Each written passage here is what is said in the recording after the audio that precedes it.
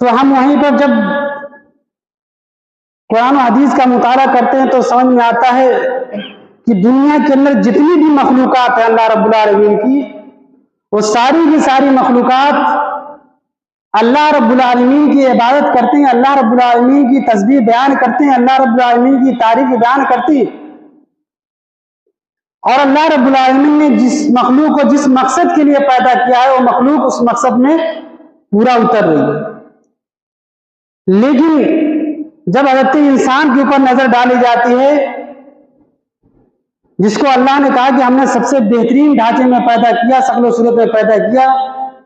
اور اس کو کس مقصد سے پیدا کیا اللہ رب العالمین نے وہ مقصد بھی بیان کر دیا، وَمَا خَلَقْتُ الْجِنَّ وَالْإِنسَ إِلَّا لِيَعْبُدُونَ، کہ ہم نے انسانوں اور جناتوں کو محض اس لیے پیدا کیا کہ میری عبادت کریں،